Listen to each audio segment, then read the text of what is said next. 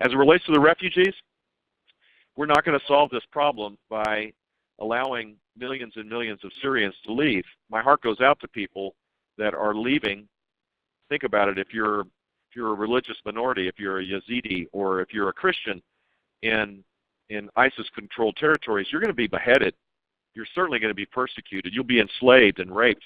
This is what's going on, and I think we have a duty to act.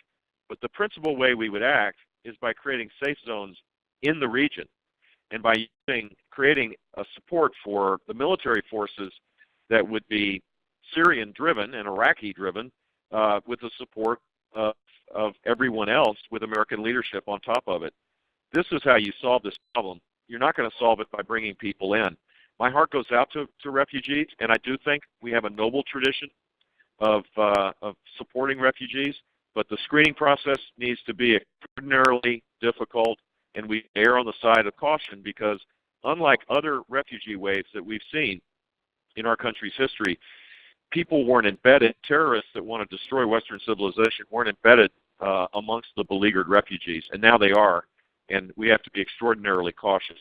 The president criticized me yesterday for bringing up the fact that Christians basically have a death warrant in these occupied territories, and I don't think it's discriminatory to suggest that we should be duty-bound to provide support for Christians who, only because of their faith, are being obliterated in a region where they used to exist and prevail.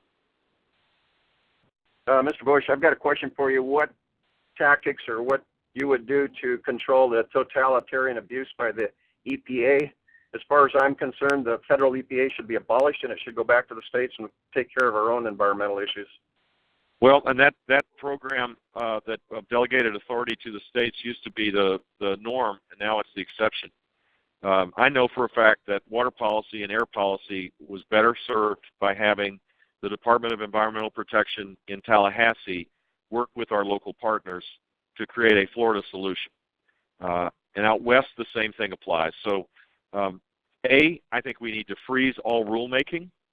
B, we need to repeal the most egregious rules, and we need to stop the rules that are work in progress, where you can stop them because they haven't been finalized.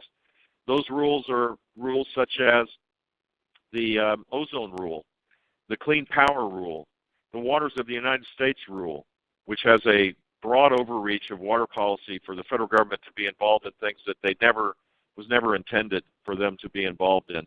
Workforce rules, the internet, access to the internet, the so-called net neutrality rule. All of these rules are going to have a devastating impact on innovation and on the burdens, particularly for small business. These costs aren't, for large companies, they have big scale. They can hire compliance officers, but smaller businesses don't have a compliance department. And this will be a job-killing enterprise unless we reverse it. And so I agree with you. I think shifting the delegated authority back to states, and a lot of the funding, by the way, too, for many of these programs don't have to be done in Washington. If you block granted Medicaid back to the states, you could get a far better insurance program with less fraud at a lower cost, save the federal taxpayers a lot of money, and provide better services for low-income Americans. But there's scores of those kind of programs where I would trust a bottom-up approach rather than a top-down approach.